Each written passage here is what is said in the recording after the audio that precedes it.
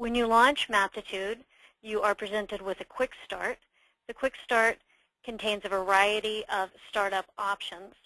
The default startup option is to map your own data, and that is what we will begin with in our webinar today. I'm going to click OK.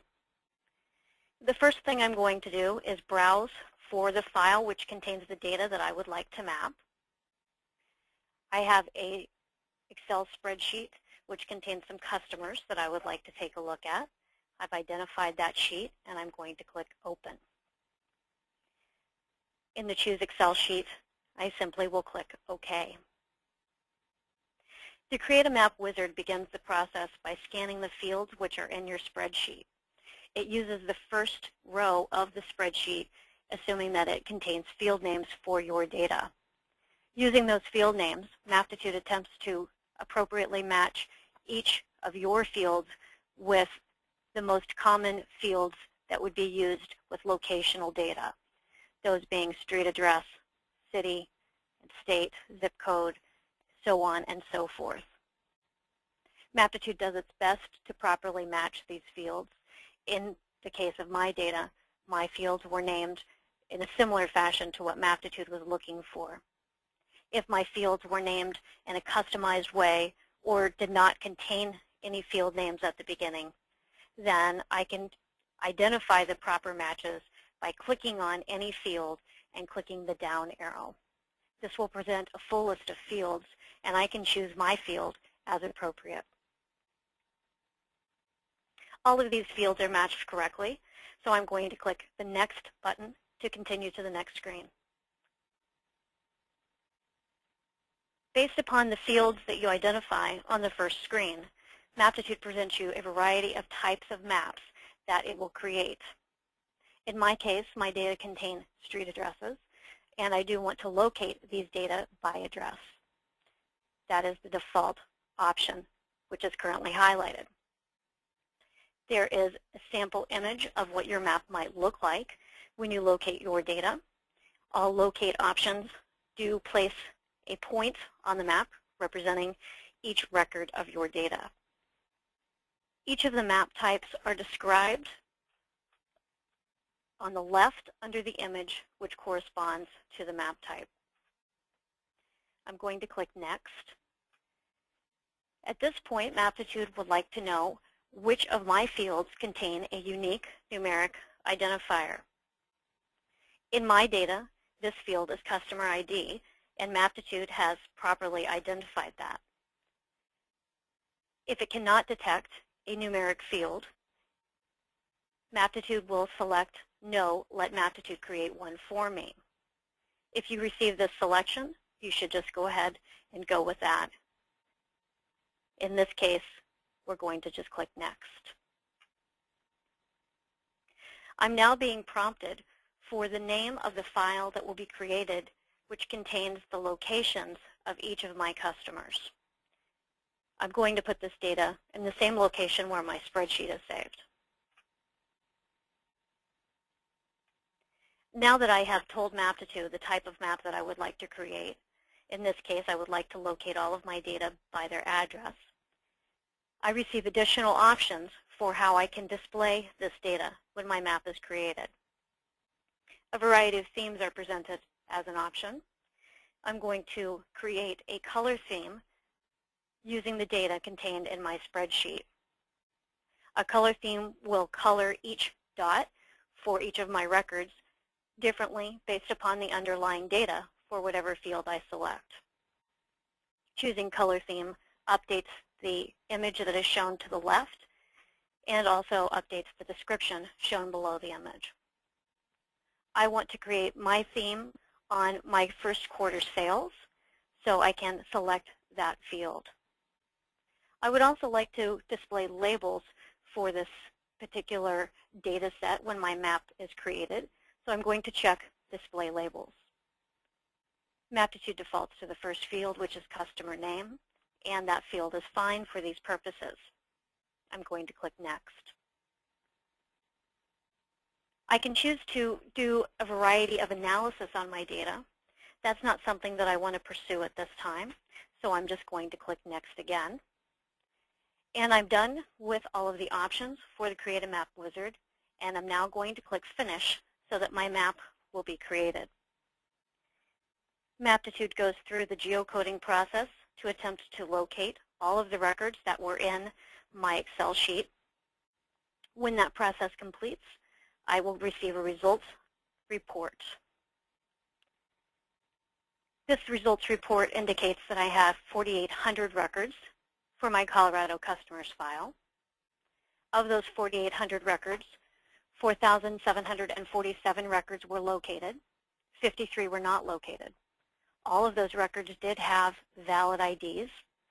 Almost all of them were street addresses. 2 of them were intersections. Maptitude can map intersections if you do not have street addresses. If you know that a particular data point is located at the intersection of Main and First Street, you can use that as opposed to a standard street address. Clicking OK will dismiss the report and allow your map to draw. All of my data have concentration in the Colorado area, so when my map drew, it did focus on the area where my points are located. I want to start by zooming in a bit to see a little bit more of my data. And I can zoom in using the Zoom In tool, which is located in the Tools toolbox on the right-hand side of my screen, magnifying glass with a plus sign. Activating that tool and moving my cursor over the map will turn my cursor into a tool which matches that in the toolbox. Currently, my scale is 1 inch is equal to 12 miles. Maptitude is set by default to increase the scale by a factor of 2 when clicking with the Zoom In tool. When I click, my scale was increased, and I can now see 1 inch is equivalent to 6 miles. I can also zoom by clicking and dragging a box for whatever area I would like to get more detail on. When I let go of my mouse, the map redraws focused on the area that I outlined. If I like the scale which I am centered at, but would like to move to a different part of the map, I can do that using the Pan tool, which is the tool that looks like a hand in the Tools toolbox. Activating the Pan tool and moving my cursor to the map gives me a tool that looks like the one in the toolbox, a hand. I can simply click and drag in order to move my map around without changing the scale. If I would like to zoom out to be able to see more features with less detail, I can do this with the Zoom Out tool in the Tools toolbox on the right side of my screen. Clicking on the map will show me more features. This functionality is also contained in the scroll wheel on your mouse, if your mouse has a scroll wheel. Rolling your scroll wheel backwards will zoom out to give you more detail. Rolling your scroll wheel forward or away from your body will zoom in to give you more detail. Holding the scroll wheel down and moving your mouse will pan. These are good tools to know for moving around your map when you're using other tools within Maptitude, such as selection or map editing tools. If you find that you've zoomed in and out a bit and just want to get back to where you were a few minutes previous, you can do that with the previous scale tool, which is located in the Tools toolbox. Clicking the previous scale tool will take you back through your previous zoom levels. What I would like to do now is I would like to change my map so that the stars that are representing my customers are changed to a circle instead. The display manager on the left side of the screen contains a listing of all of the layers that are contained in this map.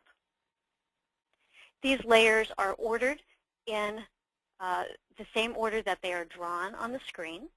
My data is the last thing listed, and it gets the most precedence in the way that this map looks.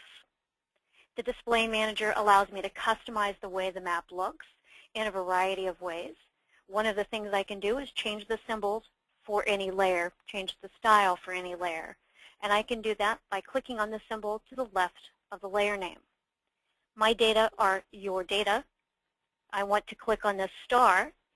That opens the style for that layer. And I can change the symbol for my customers to any symbol in any icon font that I have available on my computer. I'm going to choose a closed circle that is slightly smaller than the default symbol of a star. Clicking Apply will apply my changes and leave the dialog box open. Clicking OK will apply my changes and close the dialog box. So I've now changed my symbols from stars to circles. I would also like to change the way that my labels look. I don't like the blue. It doesn't go with my green colors very well. So I'm going to also change the label color. This can be done through the Display Manager as well. And I will do this by clicking on the label icon that is in line with the layer that I want to change. When I click on the label icon, I can see that my customers are labeled by customer name. And currently the font is blue. I would like to change that to black. I will click OK to apply my changes and close the dialog box. Finally, as I look at my map, the colors that were selected as the default for this theme don't pop out very well on this particular map. The greens just really aren't showing.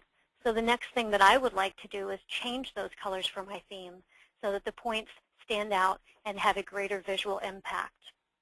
To do this, I can double-click on Theme in my Display Manager.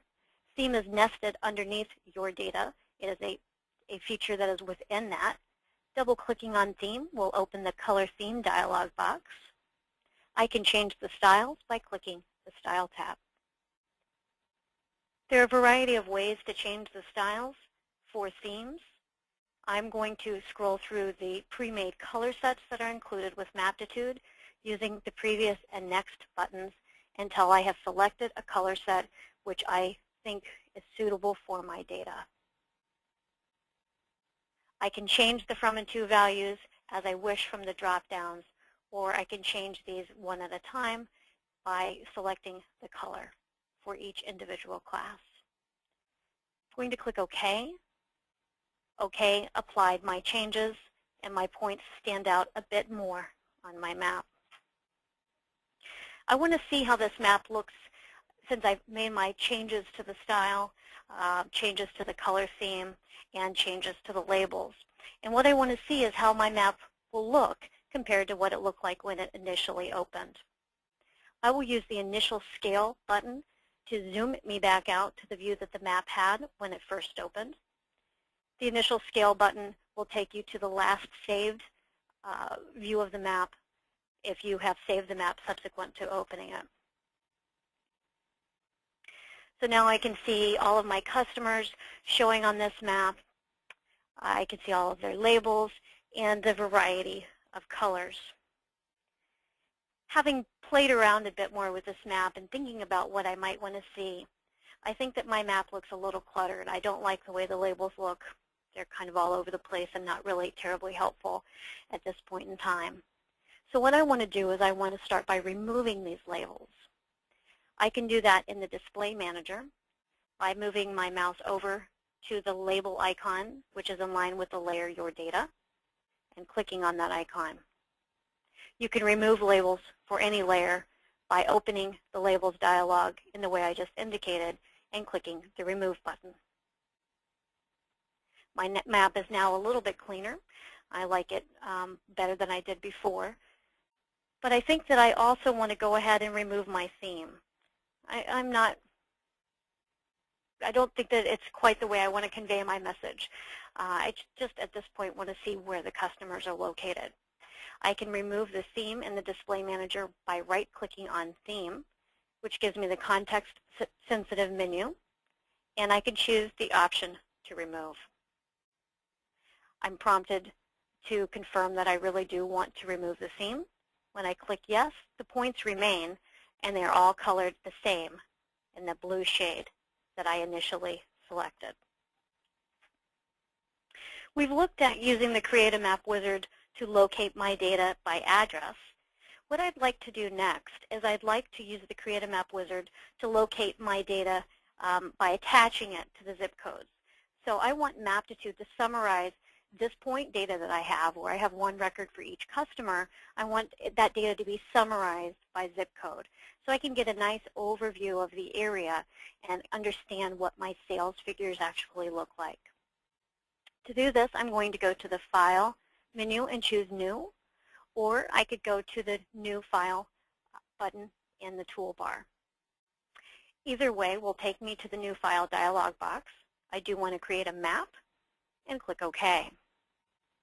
I'm going to create a map of my own data and browse for my Colorado customers sheet.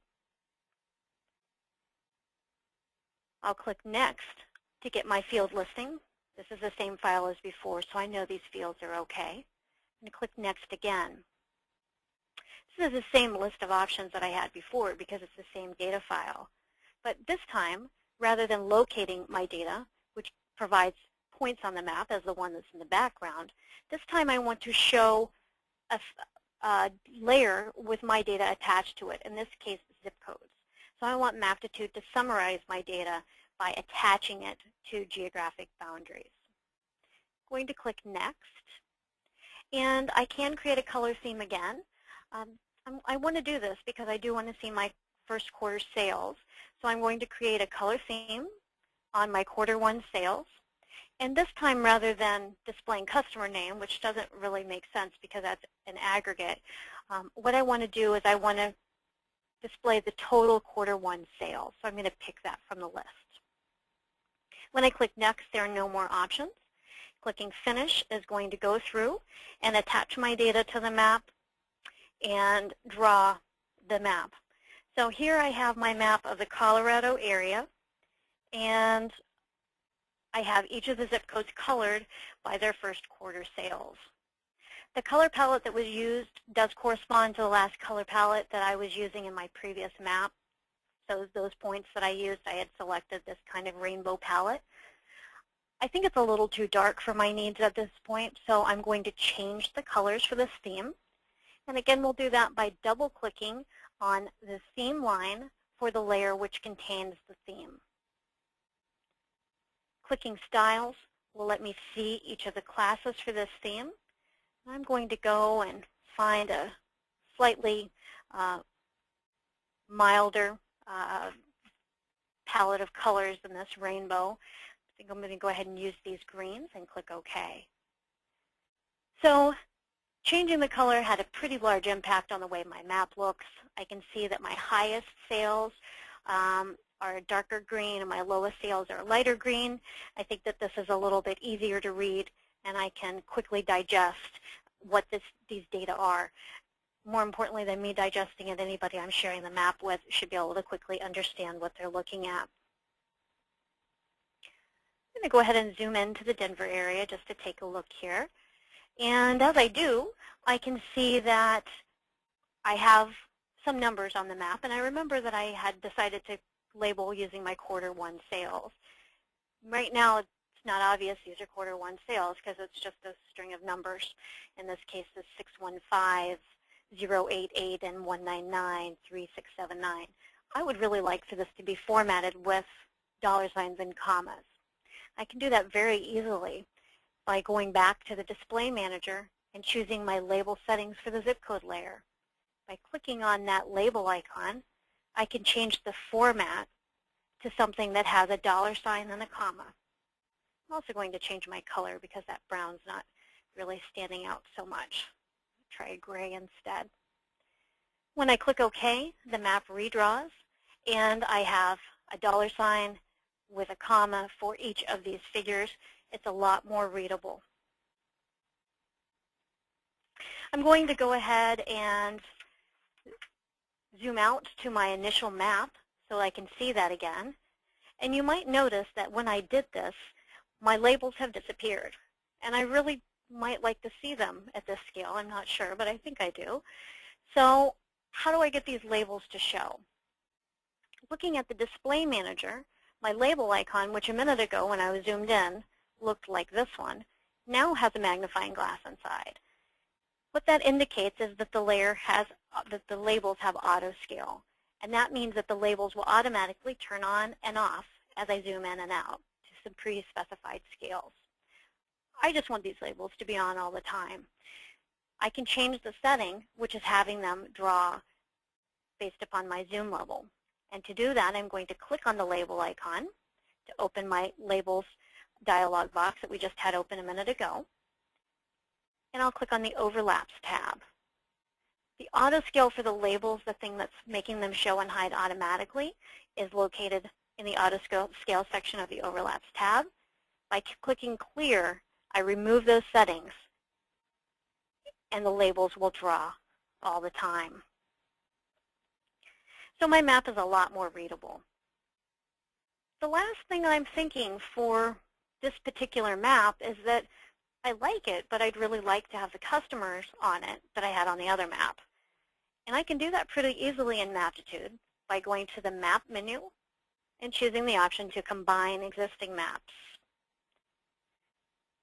This will provide a listing for me of all of the layers that are available in my Maptitude workspace. They're automatically selected by default. All of them, I can remove any that I want. By clicking OK, I'm going to get a new map, a third map, which is a combination of my initial map with my customers and of my second map with my aggregated sales.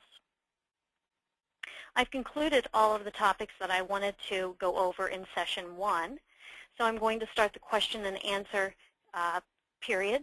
Please feel free to ask questions, and I will read them aloud and answer them one by one. So the first question that I see is, after building a map, can you modify the initial data on the spreadsheet, add or remove, and then update the map when the spreadsheet changes? And the answer to that question is not really. The way that Maptitude is designed is that it takes that Excel data and then it puts it into a format that Maptitude can read. So if you make changes to the Excel sheet, the best way to proceed is to use the wizard to map your data again. Alternately, you can make changes to your data that you're mapping directly in Maptitude. So in this display manager, I see your data. If I right-click on that, I can choose New Data View, which will open a view of my data. So this is not the Excel sheet anymore. It's an imported version of the Excel sheet. And this is all of my data as I have it. If the address for one of these locations is different, I can simply type in the corrected address, say that this is 5410 Wadsworth Ave. I can add that in, and then I can go through and remap the data using Maptitude. If this is simply sales data that I'm looking to change, I can go in and type in the Q1 sales directly and make whatever modifications I want to there, or make modifications to the name. I'm going to go ahead and go on to the next question. And that question is, how can you keep your themes when exporting to Google Earth as a KML file? It's a really good question. KML files support generally a base color. They can support multiple colors. I don't believe that themes actually stick for that. But what I'll do, since we're here and we're in our question and answer session, is I'm going to hide everything but my zip codes and my selected zip codes, maybe just the ones on the screen. So let me go through in this map and turn some layers off. And I'm doing this by clicking on the green checks in my display manager. Once they're red X's, these layers are still in the map. They're just not drawing anymore. So here I have just zip codes. I don't want to export all of that layer to KML. I go to Tools, Export, and actually have to turn those off the way it used to be. Sorry about that.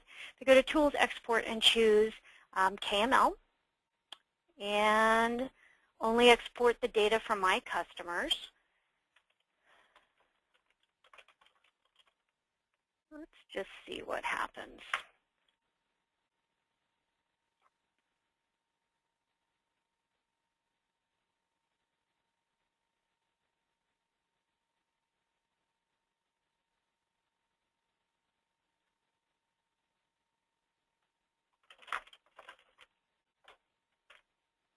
So when I go into Google Earth at this point, after I have created that file, I can open up the KML file that I just created.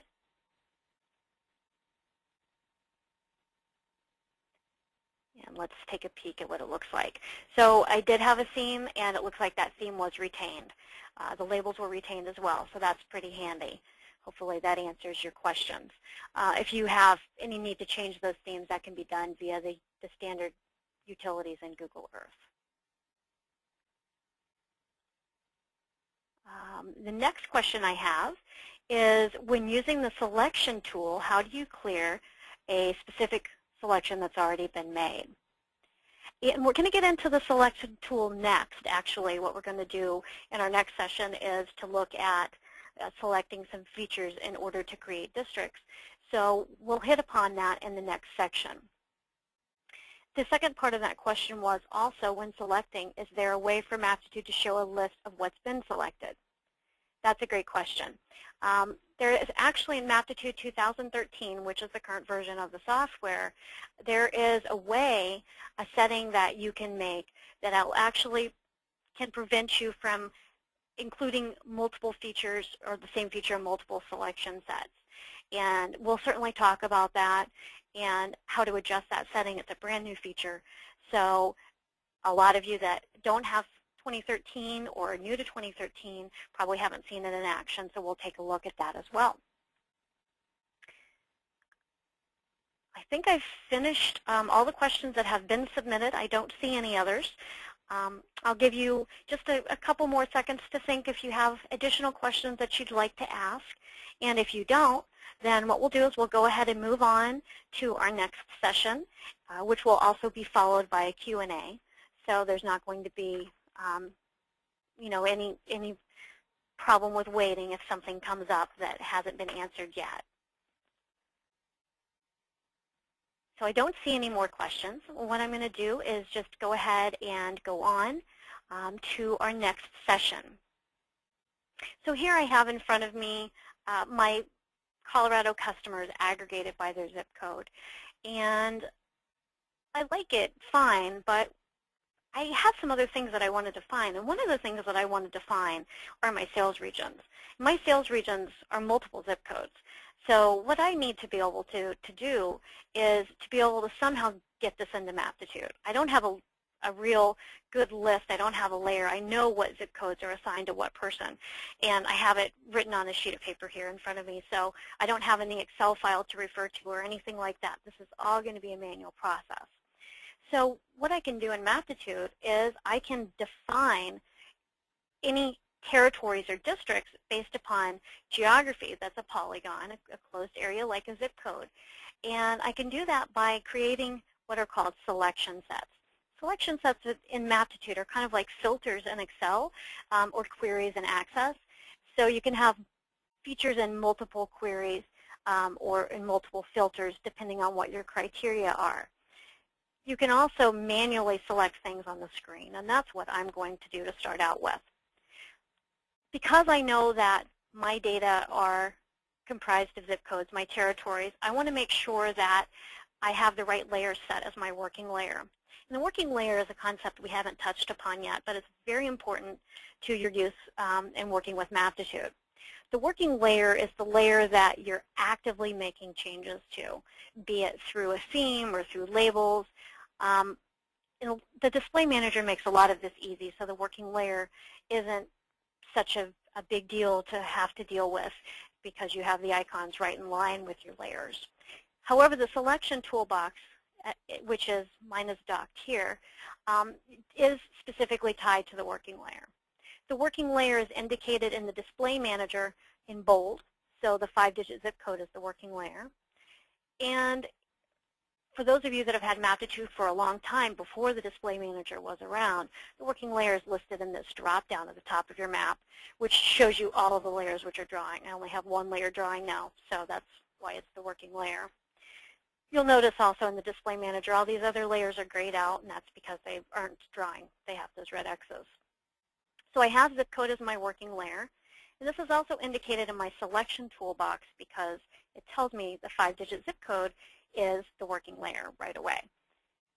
What I did previously, and I'm going to do again, is I had this toolbox docked on the left side of my screen just to take up a little bit less screen real estate. So what I want to start by doing is thinking about what regions I want to create. And I actually want to create, I think, 3 regions. I want to create a region for Denver, I want to create a northern region, and I want to create a southern region. There are a couple of ways to create selection sets. If you're not worried about the names, you can use the quick Create New Selection tool in the Selection Toolbox. I know that I want to create 3 sets, and I want them to be named very specifically. So I actually want to open the selection settings, which is going to give me a bit more control. And I'm going to do this by clicking on the Selection Settings button, which is in the Selection Toolbox. You can also get to this by going to the Selection menu and choosing Settings. Both of these will take you to the same place. So remember, these selection sets are like filters. You're able to filter your geography. I'm going to create a new set by clicking the Add Set button. My first set is going to be named Denver. So that's going to be all of the zip codes that are included in my Denver territory. Clicking OK will change that name. I'm going to add another new set and click Rename to name it Denver North. And a third set, which will be named Denver South. So I now have 3 selection sets. Selections are interesting because they're kind of like layers in that you can have multiple selections for one layer, and they can be active or inactive.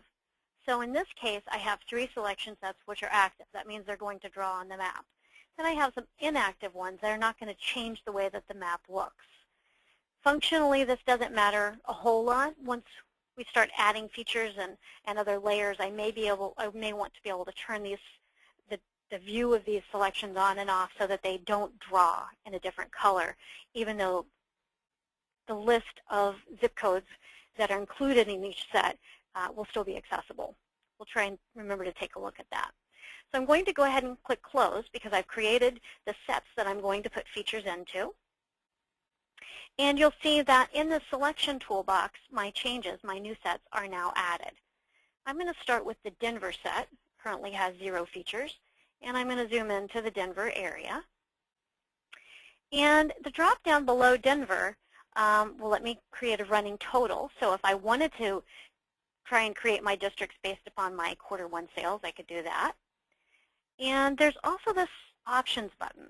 And this goes back to what somebody asked in our previous Q&A session, which was, how can I make sure that a feature is only in one set or allow it to be in multiple sets? This is that new thing that was added for Maptitude 2013, and these are selection options.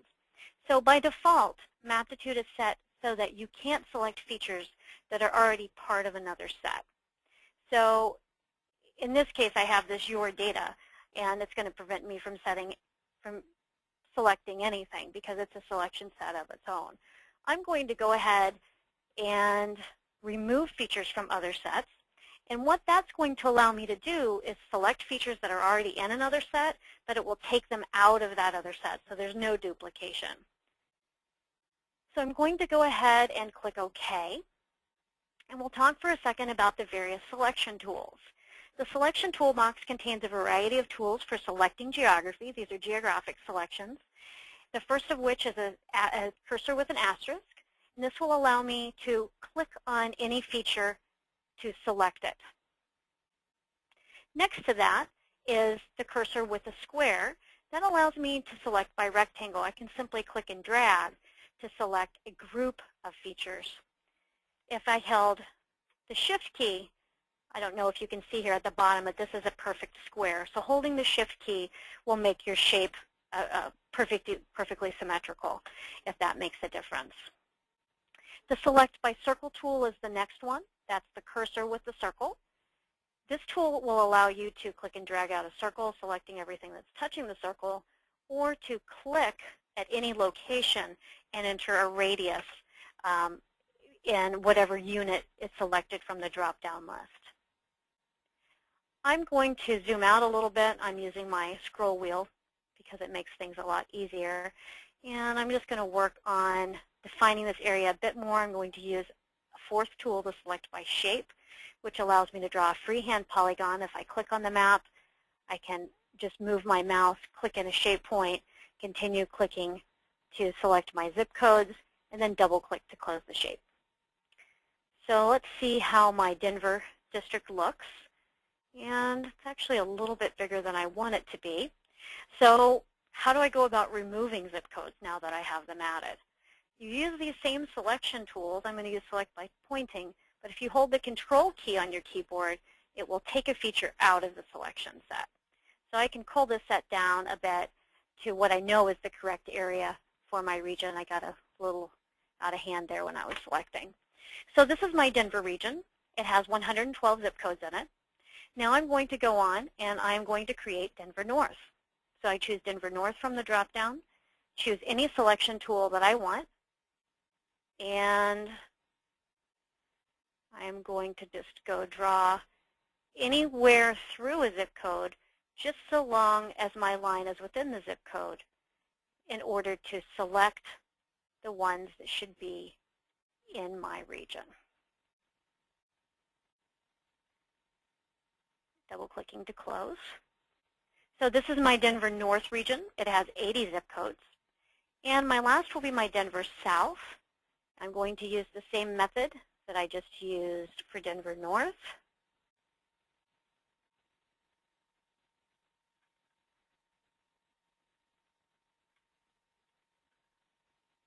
And so my Denver South region is defined as well. I now have 3 regions.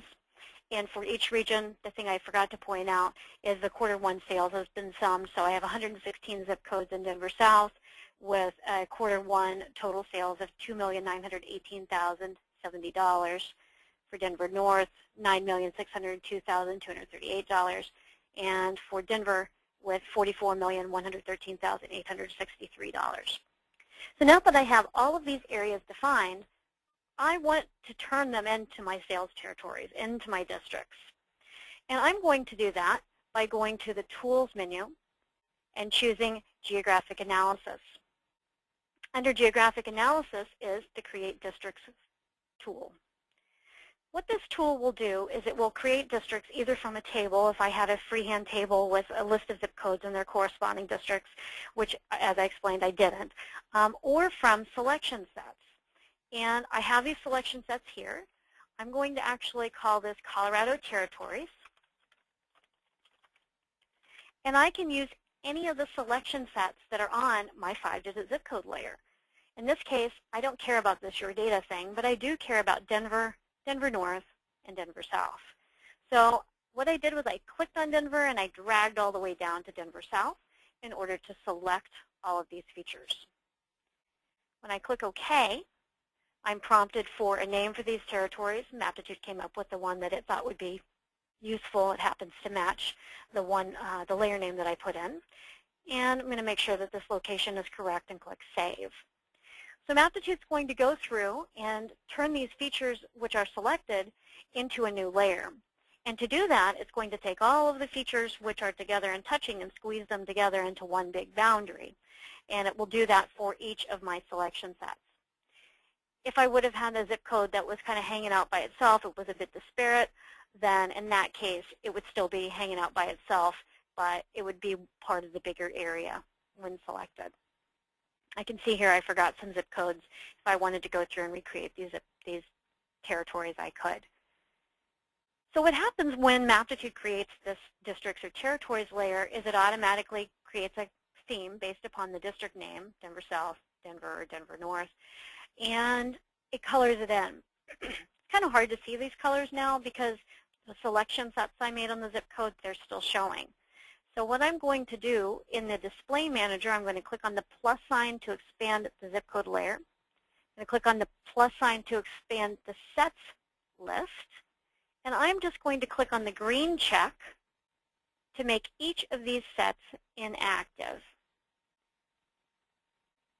So now I can more easily see the colors that have been assigned to my districts. I have my Denver North. I have my Denver South. I think I'm going to change a little bit, have a little reminder here on styles. I don't like the green boundary for my districts, so I click on the green next to Colorado territories. I'm going to change this to black and click OK. I don't like the green labels, so I'm going to click on the label icon next to Colorado territories and change the color from green to black. And one other thing, I don't know if anybody's noticed, but my label for Denver here is missing. It's just not showing at all. And part of this is because Maptitude is trying to label these zip codes with their sales values as well. So there's not enough room to label everything. What I can do to show my Denver label, if I go to the Map menu and choose Display Hidden Labels, this shows me a whole bunch of stuff. My map looks messy now. If you've done this with highways, you know that it looks really strange once you do it with highways. But I zoom in, and I can see Denver now. And I'm going to use my Custom Labels tool and right-click on this. And I want to prioritize this label so it always draws. Let me see how this map looks now. So if I zoom back out, I don't see a lot of change. Let's uncheck this Display Hidden Labels. And when I do, you can see now that Denver is drawing. It has a lot more prominence. Actually, I'm going to make these labels a little bigger too, so they really pop out on my map. So making a few minor changes to styles and labels can have a huge impact on the way that your map looks. I've done everything that I wanted to do for creating my territories. I like this. I actually think that this map doesn't look too bad. Now, if I wanted to add my customers onto this map, I can still do that by using this map, combine existing maps again, click OK. Did I get my Your Data was already there, I think. So I can turn that layer back on, and maybe what I really want is some small, itty-bitty squares for my customers in a different color. And all of these things are easy to change, take a little tweaking. The more you do, the more comfortable you're going to feel in making these changes. So my map is finished. The next thing I want to talk with you about are network bands. And network bands allow you to distinguish a travel area based on travel time. And what I want to do is I just wanted to show you network bands by focusing on my top customers in Denver. So I'm going to create a new map using the Create a Map wizard.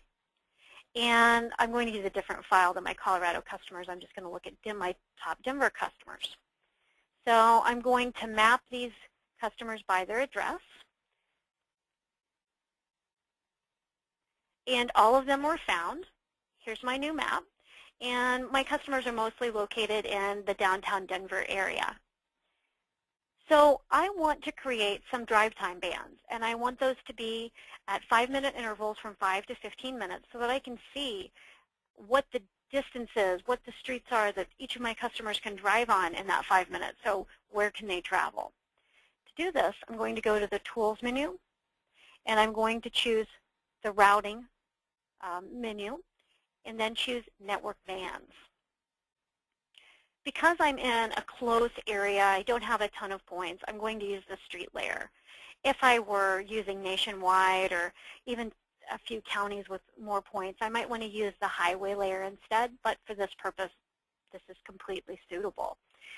My next step is I want to specify my origin set, and to do that, I can click the Select Origin Set button, and this will let me pick any layer. I want to use my Denver customer layer, and I do want to create bands with a travel time of 5 minutes each with a maximum of 15. All of my settings are correct. So all that's left was for me to create the network bands by clicking on this blue button, the diamond, I I guess it's yellow in multiple colors. And so what Maptitude does is it goes through and it's reading all of the streets and figuring out travel times and how long it will take for each of those points in order to go the specified 5-minute intervals as indicated.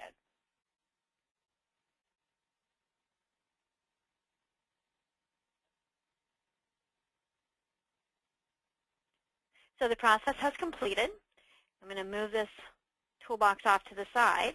And so I can see that these yellow areas are the areas that are within 5 miles of each of my top customers, 5 minutes. The next darker color, the kind of peachy color, are between 5 and 10 minutes drive time for each of my customers. And then the darkest is 10 to 15 minutes for each customer. So it's a nice way to be able to analyze the area that each of my customers can travel within a specified time.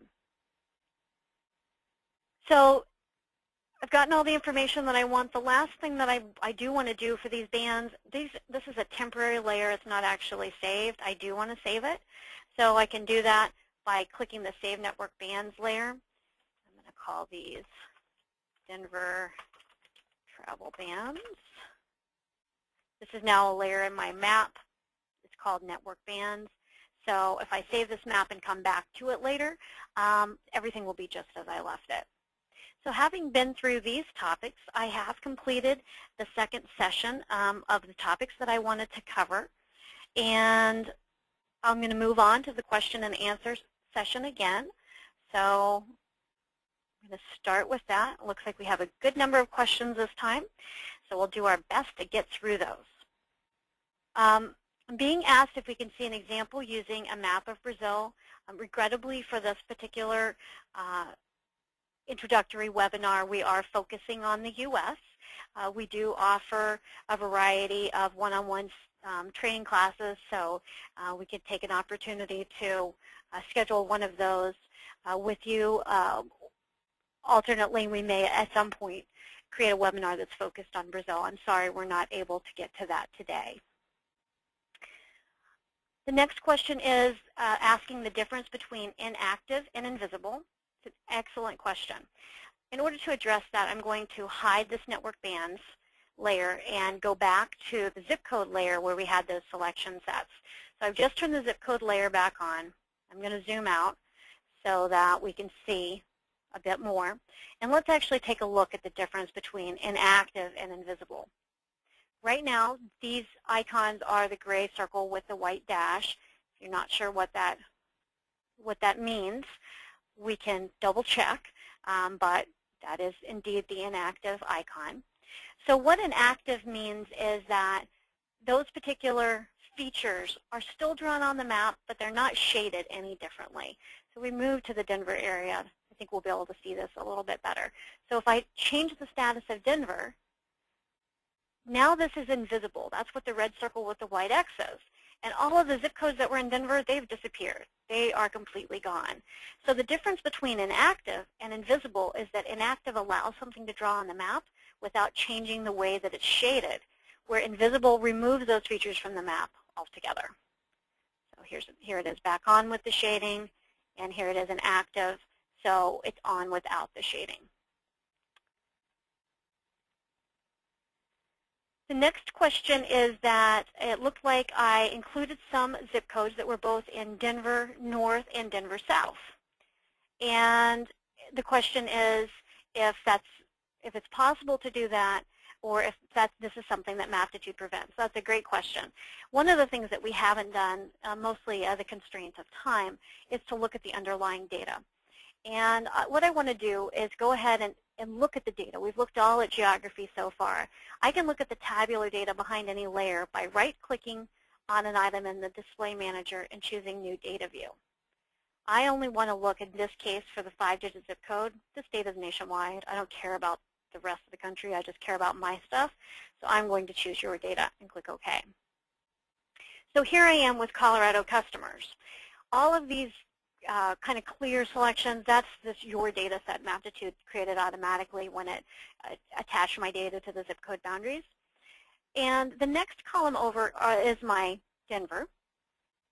The purple is Denver North, and the red is Denver South. If I scroll through this, I can see that I don't have two colored icons next to each other anywhere. So you can see which zip codes belong in each set simply by scrolling through. The other thing I could do is I could go to Denver, scroll through and check, and do that for the other sets.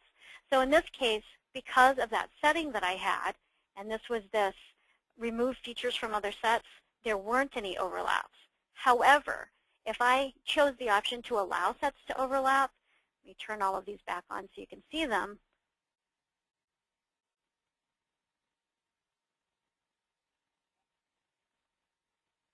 Okay, so here I have all of my sets are showing for these particular territories. And my tools toolbox, I'm just going to zoom over here a little bit.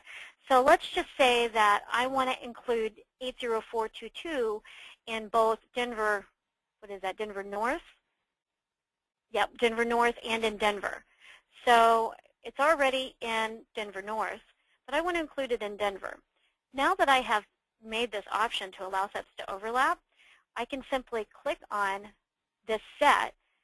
Now it didn't make a visible change in the color, and that's because the selection set can only have one color, and it's for the set that's drawn last. So when I go into selection settings, Denver North is drawn after Denver. So if I have a feature that's in both Denver and Denver North, it's going to inherit the style for Denver North, even though it's in both. However, if I look, and this was 60422, I think, back in that data view, I'm going to find that I have a Denver zip code that's in both sets. So the sets can overlap. And if I randomly just pick a couple more, I can actually create a territory which has overlapping zip codes. And that would be by using the same method that I did before.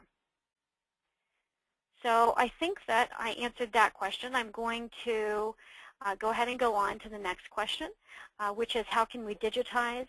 I think that the question that's being asked here is how can you draw freehand shapes onto the map and make them a layer? The easiest way to do that is to use the ClickBand's toolbox, which is located under the Tools menu in Geographic Analysis. The ClickBand's toolbox allows you to draw any number of features that you want. In this case, I'm just going to draw in a couple of quick areas, and they happen to overlap. And I can then save these annotations as a layer.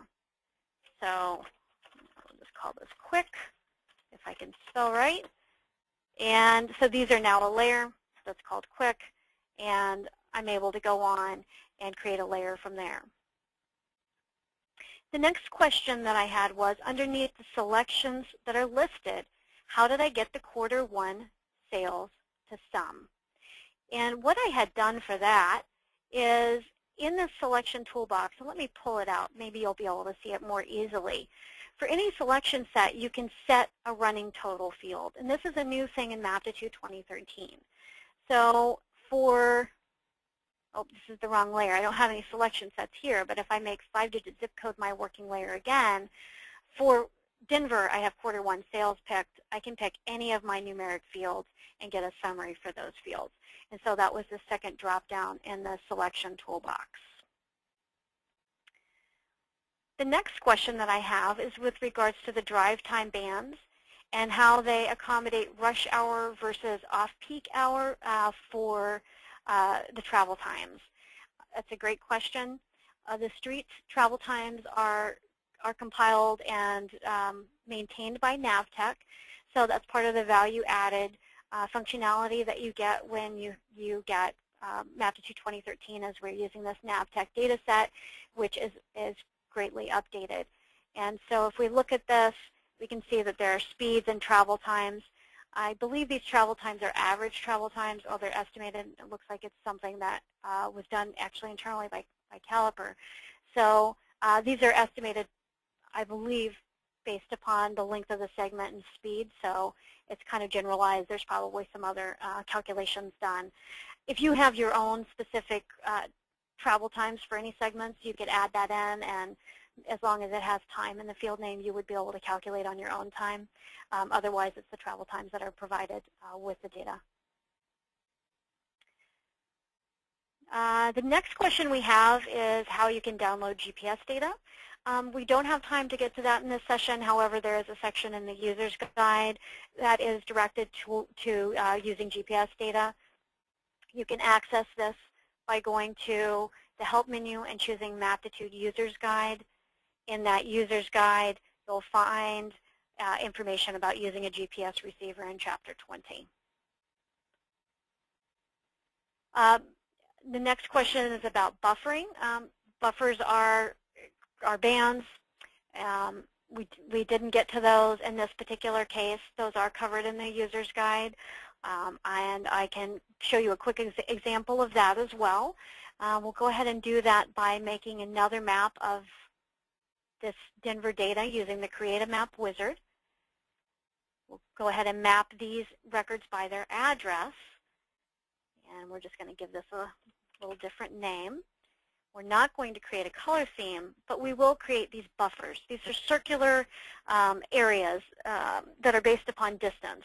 And I'll create a buffer of 5 miles, 10 miles, and 15 miles, calculating population. And I've given this a name. So when I click Save, Maptitude is going to go through, locate my top customers, and then create these buffers at the specified distances. So as I zoom out, what I can see is, I zoomed way out, way more than I intended to. What I can see is that I have 3 different circles surrounding my 6 customers at 5, 10, and 15 mile intervals. I can open up the data view for these bands and get any demographics, mean household income, and other fields for each of those widths, that being 5 to 10, or 0 to 5, 5 to 10, and 10 to 15.